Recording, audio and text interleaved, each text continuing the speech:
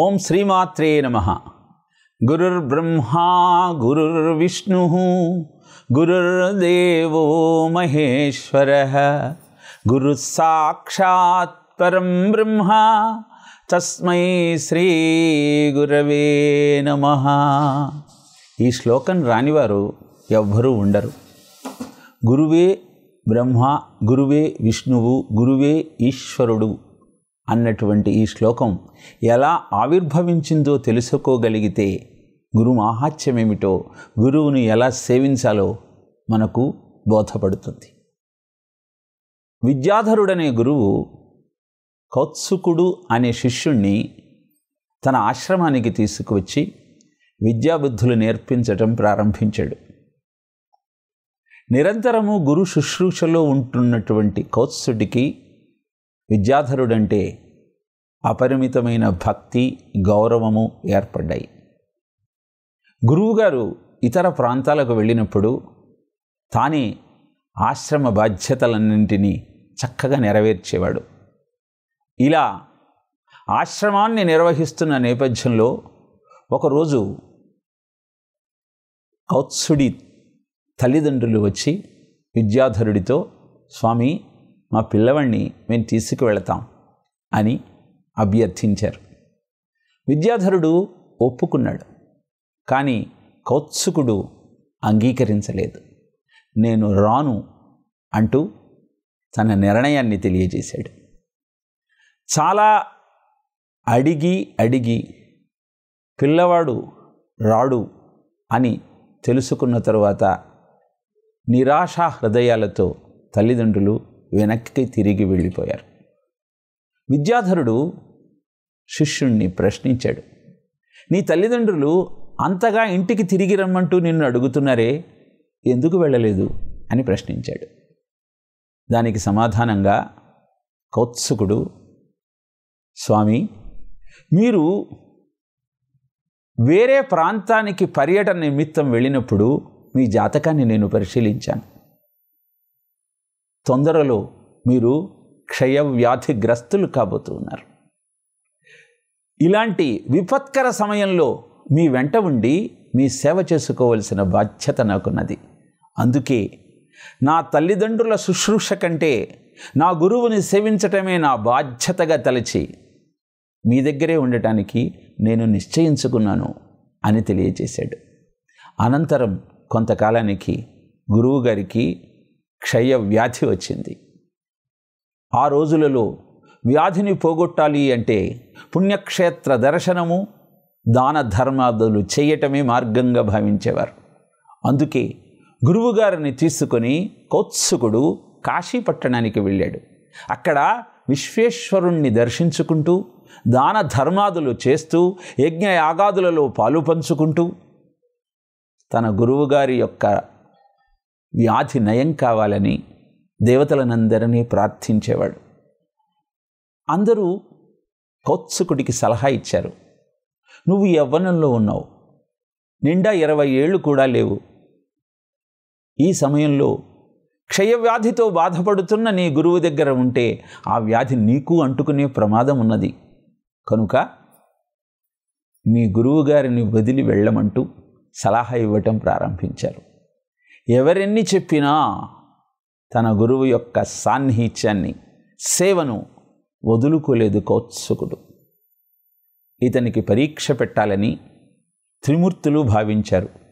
అందుకే బ్రహ్మదేవుడు ఒక బ్రాహ్మడి రూపంలో వచ్చి, నీ గురువుగారిని ఇంత బాగా సేవిస్తున్నావు, నాతో వస్తే నీకు కోరినంత ధనమిస్తాను, నా సేవ చెయ్యి అంటూ లోభాన్ని చూపించాడు.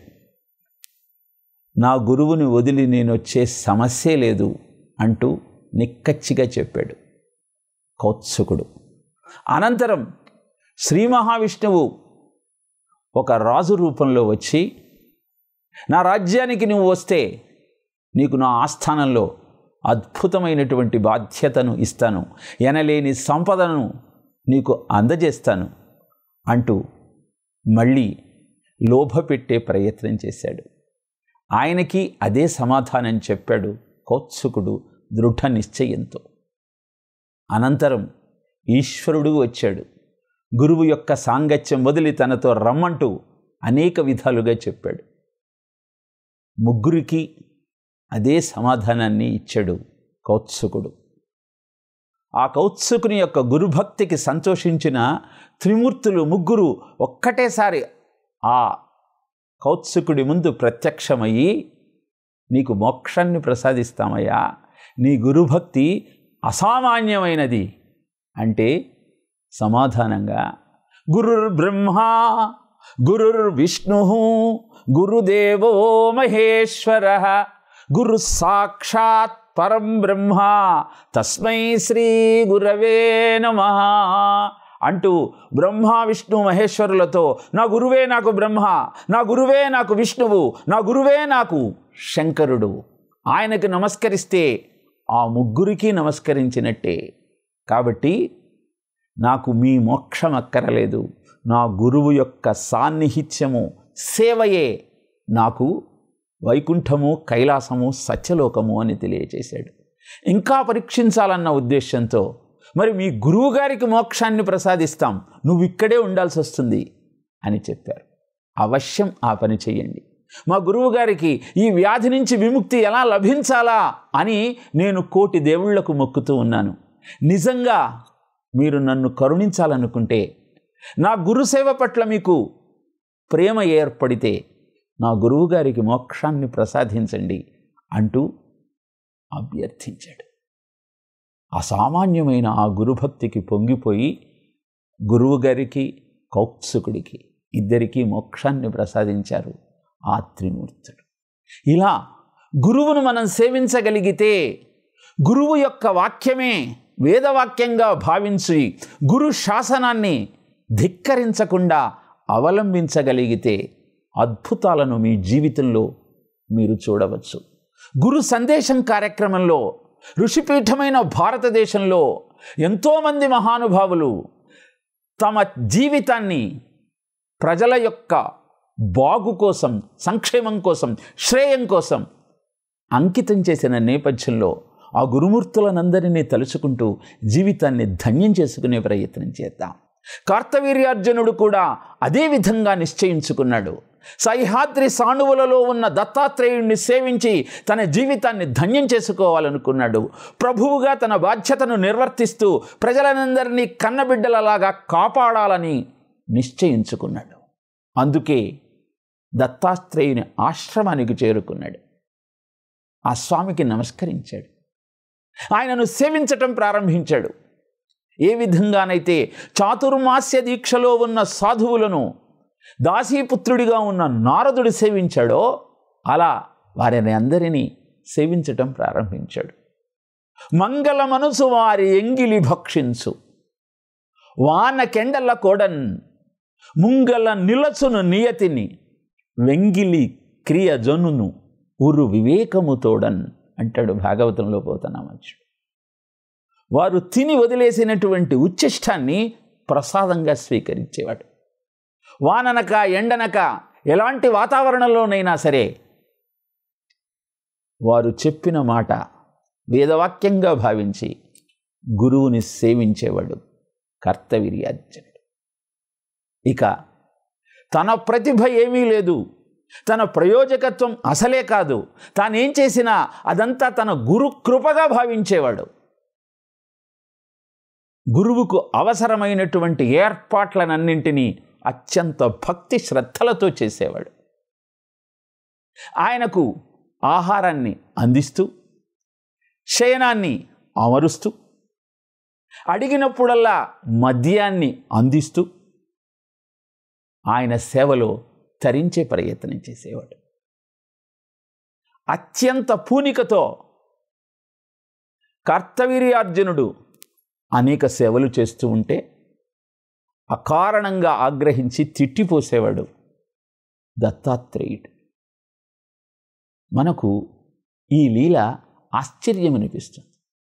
ఎందుకని గురువు శిష్యుడికి పరీక్షలు పెడతాడు అంటే, అద్భుతమైన విజ్ఞానాన్ని అందుకోవాలి అన్న సంకల్పం నీలో ఉంటే దానికి కావలసిన అర్హతను కూడా నువ్వు పొందాలి. బుద్ధుడి దగ్గరికి ఒక శిష్యుడు వచ్చాడు. కర్మలన్నీ బంధనాలు, వైరాగ్యం పొందాలి అంటే జ్ఞానం కలగాలి అని మీరే చెబుతారు బుద్ధదేవా, మరి నాకు జ్ఞానాన్ని తెలియచేయకుండా కర్మాచరణ గురించి ఎందుకు చెబుతున్నారు అని ప్రశ్నించాడు. మౌనంగా ఉన్నాడు బుద్ధదేవుడు. మరునాడు భిక్షాటన చేస్తూ ఆ శిష్యుడి ఇంటికి వెళ్ళాడు. భిక్ష అడిగాడు. వెంటనే ఆ శిష్యుడు ఆదరంగా బుద్ధుడికి కావలసిన పదార్థాలన్నీ ఒక పళ్ళెరంలో పెట్టుకొని ఆయన భిక్షాపాత్రలో వేయాలని ఆతృతగా వచ్చాడు. బుద్ధుడి భిక్షాపాత్ర అంతా మలినంతో మట్టి కొట్టుకొని ఉన్నది. అది చూసిన ఆ శిష్యుడు, స్వామి, మీ భిక్షాపాత్రను శుద్ధి చేసుకోండి, భిక్ష వేస్తాను, స్వీకరిద్దురు గాని అన్నాడు.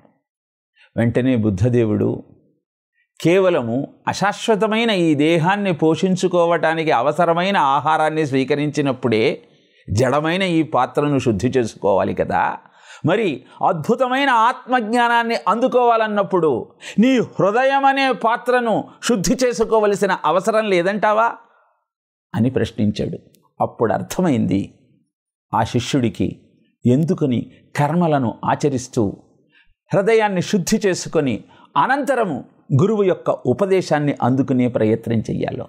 అందుకే దత్తాత్రేయుడు కూడా పరీక్షానిష్ఠుడు.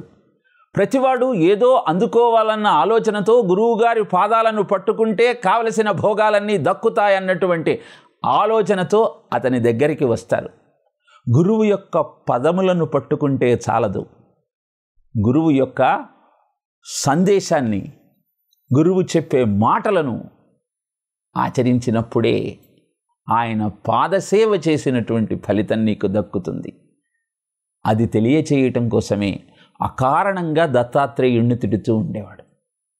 ఇలా ఒకరోజు అకారణంగా దత్తాత్రేయుడు కార్తవీర్యార్జునుణ్ణి తిట్టగానే ఉన్న ఆ 2 చచ్చు చేతులు ఊడిపడ్డాయి. అప్పుడు అనునయంగా ఆ గురుమూర్తి కార్తవీర్యార్జునునితో, కార్తవీర్య, నా దగ్గరకు వచ్చి నా సేవ చేసి ఏదో ప్రయోజనాన్ని పొందాలన్నటువంటి ఆలోచనతో ఇంత దూరం వచ్చావు. మాహిష్మతి నగరం నుంచి సహ్యాద్రి సాణువుల దాకా ప్రయాణం చేసి వచ్చావు. నా దగ్గర ఏదో కొంత ఉపాసనా బలం ఉన్నమాట వాస్తవమే, కానీ నిత్యము మద్యాన్ని సేవిస్తూ స్త్రీ సంగమంలో మునిగిపోయే నేను నీ అవిటితనాన్ని పోగొట్టి నీకు అందలం అందుకునే విధంగా మార్గదర్శకం చేయగలను అనుకుంటున్నావా? అది సాధ్యం కాదయ్యా. ఇంకెవరైనా తపశ్శక్తి కలిగిన వారిని ఆశ్రయించు, నీ కోరిక నెరవేర్చుకో, ఇక్కడ ఉండి నీ కాలాన్ని ఎందుకు వృధా చేసుకుంటావు అని కార్తవీర్యార్జునునితో తన సందేశాన్ని తెలియజేశాడు. కళ్ళ నీళ్ల పర్యంతం అయ్యాడు కార్తవీర్యార్జునుడు. స్వామి, బ్రహ్మ రుద్రాదులకు, దేవతామూర్తులు అందరికీ నువ్వే ఆరాధ్యుడవు. నీ సంకల్పం లేనిదే ఏమీ జరగదు. అందరినీ నీ మాయలో మోహితులను చేస్తూ ఉంటావు. నిన్ను నమ్మి నీ దగ్గరకు వచ్చి నీవే సర్వస్వమని భావించి నిన్ను సేవిస్తున్న నా పట్ల కూడా నీవిట్లా ప్రవర్తించటం నాకు చాలా బాధ కలిగిస్తూ ఉన్నది. 2 చేతులే కాదు, 2 కాళ్ళు పోయినా సరే నేను నిన్ను వదిలి వెళ్ళను. కవిత్వవారాశి నిశాకరాభ్యాం దౌర్భాగ్యదావాంబుదమాలికాభ్యాం దూరీకృతానమ్ర విపత్తితాభ్యాం నమో నమః శ్రీ గురుపాదుకాభ్యాం నమో నమః శ్రీ గురుపాదుకాభ్యాం అంటూ ఆయన 2 పాదాలను పట్టుకున్నాడు. అప్పుడు కరుణించాడు దత్తాత్రేయుడు. అర్జున, ఏం వరాలు కావాలో కోరుకోవయ్యా అంటూ ఆశీర్వదించాడు. వెంటనే ఆనందాశ్రువులు కార్తవీర్యార్జునుని యొక్క ముఖారవిందంపై చోటు చేసుకున్నాయి. అక్కడ కూడా కార్తవీర్యార్జునుని యొక్క ధర్మబుద్ధి చూడండి. నా పడిపోయిన 2 చేతులు నాకు ప్రసాదించమని అడగలేదు. మొట్టమొదట నా రాజ్యంలో ఉన్నటువంటి ప్రజలందరూ అర్థకామాదులను ధర్మం ద్వారా అందుకుంటూ ఆనందంగా ఉండేటువంటి వరాన్ని ప్రసాదించండి. మా రాజ్యంలో ఉన్న కోశాగారం ఎన్నడూ తరిగిపోకుండా కటాక్షించండి. ప్రజలందరికీ ధర్మబుద్ధిని ప్రసాదించండి. ఇతరుల మనస్సులలో ఏమున్నదో తెలుసుకునేటువంటి జ్ఞానాన్ని నాకు ప్రసాదించండి. నాకు శత్రువులనందరినీ జయించే విధంగా 1000 చేతులను ప్రసాదించండి. నేల మీద, నీటిలో, గాలిలో గమనాన్ని స్వేచ్ఛగా అందుకునే విధంగా నన్ను కటాక్షించండి. నేను ఇన్ని శక్తులను పొంది అహంకారంతో విర్రవీగకుండా పెద్దల యొక్క మార్గదర్శకం నాకు సిద్ధించే విధంగా నన్ను కటాక్షించండి. అణిమ మహిమ చైవ గరిమా లఘిమా తథా ప్రాప్తి ప్రాకామ్యమీషత్వం వశిత్వం చ అష్టసిద్ధయ. అష్టసిద్ధులు నాకు ప్రసాదించండి. ఇక నా రాజ్యంలో ఎవరైనా ఏదైనా పోగొట్టుకుంటే నన్ను తలుచుకున్నంత మాత్రాన వాళ్ళు ఏది ఎక్కడ పోగొట్టుకున్నారో గుర్తుకు వచ్చేలాగా వారిని అనుగ్రహించండి. నా రాజ్యంలో ఉన్న ప్రజలందరికీ భయం కలిగినప్పుడల్లా నన్ను తలుచుకుంటే వారి ముందు నేను ప్రత్యక్షమయ్యే విధంగా నన్ను కటాక్షించండి. ఇంత సాధించి ఇన్ని విద్యలను పొందిన నేను జాతస్య మరణం ధ్రువం అన్నారు కనుక ఈ దేహాన్ని వదిలేసేటప్పుడు ఒక మహానుభావుడి చేతుల్లో నాకు మరణాన్ని ప్రసాదించండి. ఈ అన్ని వరాల కంటే మించిన ఇంకొక వరాన్ని నేను కోరుకుంటాను స్వామి. నిత్యము నీ ఆరాధన చేస్తూ భక్తితో నిన్ను పూజించే అదృష్టాన్ని నాకు ప్రసాదించండి అంటూ తన కోరికల వెల్లువను దత్తాత్రేయుని ముందు ఉంచాడు. మరి గురువు అంటేనే అనంత సంసార సముద్రతార నౌకాయితాభ్యాం గురుభక్తిదాభ్యాం వైరాగ్య సామ్రాజ్యద పూజనాభ్యాం నమో నమః శ్రీ గురుపాదుకాభ్యాం. అనంతమైన సంపదలను నీకు అందించి వైరాగ్యాన్ని కూడా నీకు అందించగలిగిన ఇహపర సాధకమైన విద్యలనన్నింటినీ నీకు తెలియజేసి నీకు మార్గదర్శకం చేసేవాడు. అందుకే దత్తాత్రేయుడు కూడా చాలా సంతోషించి, కార్తవీర్యార్జున, నువ్వు కోరుకున్నవన్నీ నీకు అందిస్తున్నానయ్యా. అంతేకాదు శత్రువులనందరినీ జయించి ధర్మబద్ధమైన పాలనను ప్రజలకు అందించాలన్న సంకల్పంతో ఉన్న నీకు ఒక దివ్య రథాన్ని ప్రసాదిస్తూ ఉన్నాను. అంతేకాదు ఏ రోజైతే నీవు నా సాక్షాత్కారాన్ని పొందావో ఆ రోజు అంటే ఈరోజు మార్గశిర బహుళ అష్టమి. ఎవరైతే ఈరోజు నీవు నన్ను ఆరాధించినట్టు భక్తితో పూజిస్తారో, అనఘాదేవితో కూడి నా పుత్రులైన అష్టసిద్ధులతో కలిపి నన్ను అర్చిస్తారో వారికి మనోవాక్కాయ కర్మలతో చేసే పాపములనన్నింటినీ ప్రక్షాళన చేసి ఇహాన్ని పరాన్ని అందజేస్తాను. కనుక అద్భుతమైనటువంటి భక్తితో నన్ను అందుకున్న ఈ సుముహూర్తాన్ని ప్రపంచానికంతటికీ ఆరాధ్యమైన పర్వదినంగా, అర్చించాల్సినటువంటి పుణ్యదినంగా నేను ప్రకటిస్తూ ఉన్నాను అని కార్తవీర్యార్జునుణ్ణి కటాక్షించాడు దత్తాత్రేయుడు. ఆ దత్తస్వామి యొక్క కరుణకు అవధులు లేవు. ఇప్పటికీ అదృశ్య రూపంలో సంచరిస్తూ స్మరించినంత మాత్రాన కోరిన కోరికలన్నింటినీ నెరవేరుస్తూ కాపాడేటువంటి కొంగు బంగారం ఆ దత్తాత్రేయ స్వామి. కార్తవీర్యార్జునునికి అంతులేని బలం చిక్కింది, సామర్థ్యం పెరిగింది, ధర్మబుద్ధి ఉదయించింది. వీటి కారణంగా జ్ఞానం సిద్ధించింది. ఆనందంగా మాహిష్మతి నగరానికి చేరుకున్నాడు. ఆ నగరంలో ప్రజలందరికీ కావలసిన సౌకర్యాలన్నింటినీ ఏర్పాటు చేశాడు. ఎవ్వరూ శస్త్రాన్ని ధరించి తిరగవద్దు అంటూ శాసనం చేశాడు. అప్పటిదాకా ఆయుధాలు చేబూని దుర్మార్గులైన కొంతమంది యోధులు ప్రజలను పీడించి తమ పబ్బం గడుపుకోవాలని చూస్తున్నటువంటి నేపథ్యంలో ఈ శాసనం వారికి గొడ్డెలు పెట్టుగా మారింది. ఇక ఎవరికైనా దొంగతనం చెయ్యాలన్నా, పాపకర్మ ఆచరించాలన్నటువంటి ఆలోచన కలిగిన ఎదుటివారి మనసులలో ఉన్న దుష్టబుద్ధిని వెంటనే తెలుసుకోగలిగినటువంటి శక్తిని గురువు ద్వారా పొందినటువంటి కార్తవీర్యార్జునుడు వెంటనే వారి ముందు ప్రత్యక్షమయ్యి, ఇంత దుర్మార్గపు ఆలోచన చేస్తున్న నిన్ను శిక్షిస్తాను అని వారికి తెలియజెప్పి వారి హృదయంలో ఉన్న పాపపు ఆలోచనను పోగొట్టేవాడు.